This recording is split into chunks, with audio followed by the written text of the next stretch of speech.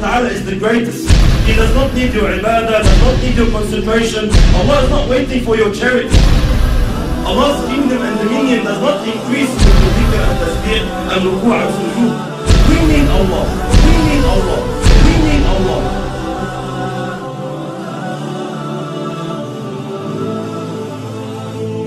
The issue of salat, the problem that we are facing with salat is that salat has to do with spirituality. It has to do with feelings that come through your heart and thoughts that come through your mind.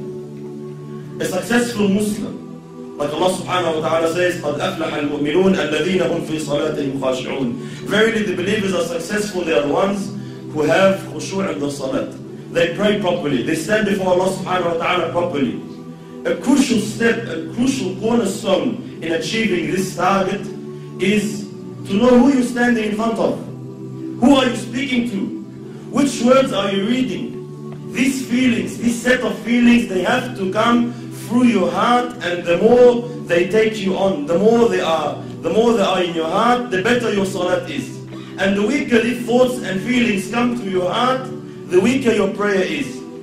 Most of us, my brothers and sisters, when we stand in our salat, we are daydreaming. That's the honest truth. 90% of us, we're daydreaming in our salat. We're not even thinking of what we are supposed to think about. The thought of thinking of something doesn't exist. Why? Because the intention is not there, the strength is not there, the understanding is not there. This is why briefly, inshallah, what feelings, what emotions must come through our hearts standing before Allah subhanahu wa ta'ala? How can we assist? How can we basically amplify these feelings? Number one, knowing who Allah subhanahu wa ta'ala is. Who am I talking to? Who am I standing in front of? Allah subhanahu wa ta'ala, my brothers and sisters, does not need us.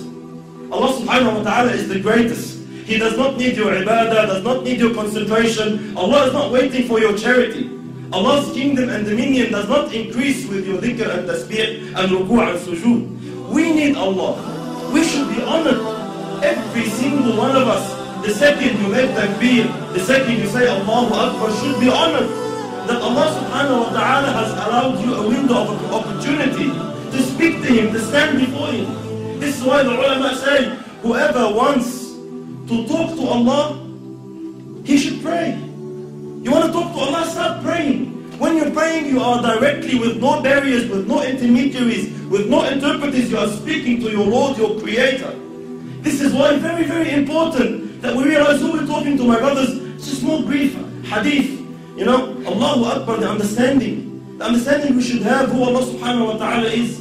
Muhammad sallallahu alayhi wa sallam says in the authentic hadith, أَطَّتِ السَّمَاء وَحُقَّ لَهَا أَنْ طَئِتْ. The heavens have squeaked. You know, when you jump on a horse or a camel, the saddle makes a squeaky noise from the weight. أَطَّتِ السَّمَاء وَحُقَّ لَهَا أَنْ طَئِتْ. The heavens have squeaked, and they have a right to squeak. مَا فِيهَا مَوْضَعَ أَرْبَعَ أَصَابِعَ. Our Prophet is saying, our teacher is saying, sallallahu alayhi wa sallam, there's no space of 4 fingers in all this universe, إِلَّا وَمَلَكٌ ساجد لله تعالى, except that there is an angel who has prostrated his head before Allah subhanahu wa ta'ala. Every 4 fingers, billions and billions of angels, billions and billions of creations of Allah are continuously praising Allah subhanahu wa ta'ala. Allah subhanahu wa ta'ala says, تُسَبِّحُ لَهُ السَّمَوَاتُ السَّبْعُ. The 7 heavens and what it contains and what is in there. تُسَبِّحُ لَهُ السَّمَوَاتُ السَّبْعُ وَالْأَرْضُ, and the land, وَمَنْ فِيهِنْ, and everyone inside it, and everyone within the boundaries. تُسَبِّحُ لَهُ السَّمَوَاتُ السَّبْعُ وَالْأَرْضُ وَمَنْ فِيهِنْ وَإِن مِّن شَيْءٍ إِلَّا يُسَبِّحُ بِحَمْدِهِ وَلَكِنْ لَا تَفْقَهُونَ تَسْبِيحَهُ. Everything is praising Allah. Rock, land, tree, whatever it is praising Allah, glorifying Allah. وَلَكِنْ لَا تَفْقَهُونَ تَسْبِيحَهُ إِنَّهُ كَانَ حَلِيمًا. But you don't understand, you don't comprehend the praise, you can't hear the praise. But everything is praising Allah. Allah is not in need of you. Allah is not in need of you standing, you know, feeling obliged like most of us. Why do we pray? Majority of us, my brothers, we pray to offload the obligation. Alhamdulillah, I finished my salat. If you come and stand before Allah with this intention, are you unaware that Allah subhanahu wa ta'ala knows exactly what is going through your heart at that stage? When you come and say, you know, I just want to get dhuhr over and done with. You know these feelings that come to us, we don't say them in public. No one can say, Allah, خلصنا بقى, let's pray. No one says that. No one says to his man, Allah, get over and done with, خلص now. We say, let's go pray over in my heart. Allah, please, let's go over and done with. This feeling that I'm praying just to offload the burden of salat is not the right feeling you should have. You should be honored, my brothers and sisters, wallahi, in issues of dunya. When we deal in our dunya here, with human beings like us, wallahi, subhanallah, if you stand in front of someone you're afraid of, like a judge in court, or a bully of some sort in Auburn, or a president, a prime minister, an ASIO agent, wherever you stand in front of, what happens to you naturally, without no motivation, without no one to have to give you a 7-step course on how to fear him? Naturally speaking, subhanallah, your heart starts pounding. You feel something. When you stand in front of the judge and he's about to announce the decision whether you'll cop 15 years in jail or not, your heart starts pounding naturally. No one needs to give you a course. Why? Because we are aware who this person is. I know who he is. I know what authority he has. I know what he can do. I know what he can decide now. He can wreck my life. And because I know this, naturally the feeling, the emotion comes naturally. The problem is when we deal with Allah, these feelings do not exist. You stand before Allah and you're daydreaming. We all know Allah knows what's in your heart.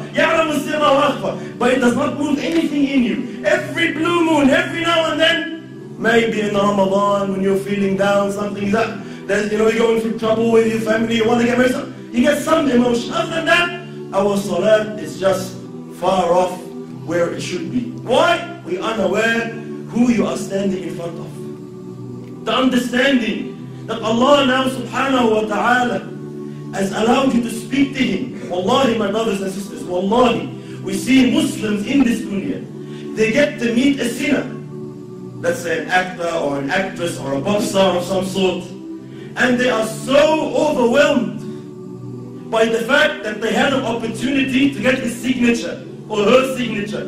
They're just so overwhelmed. They would say, they'll be speechless. I'm actually standing in front of you, I can't believe it.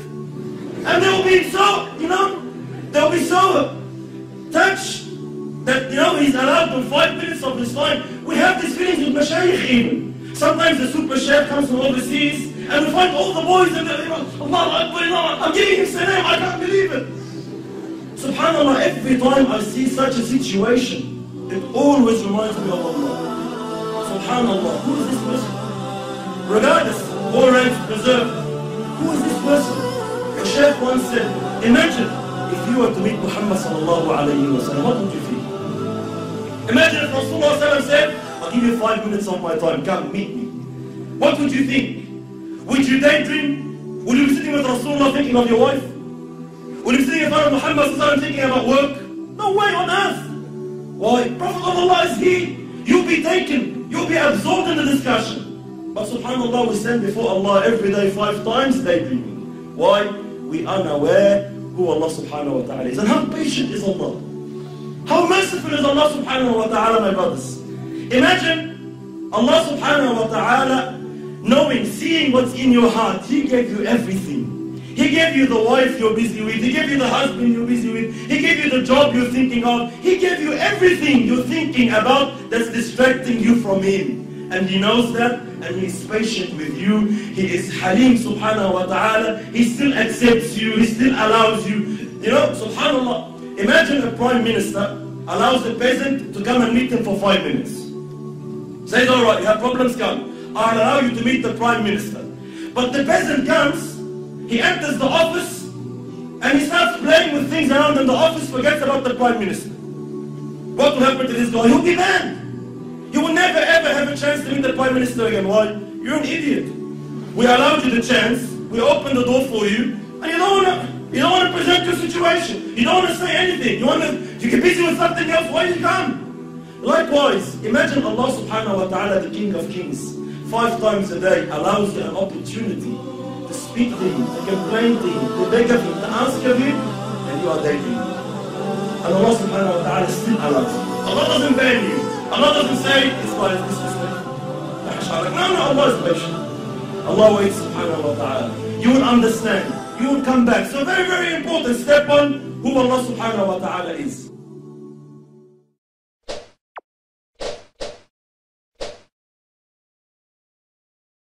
La ilaha illallah Muhammadur Rasulullah. There's no God but Allah. La ilaha illallah Muhammad al-Mustafa. Muhammad is his messenger.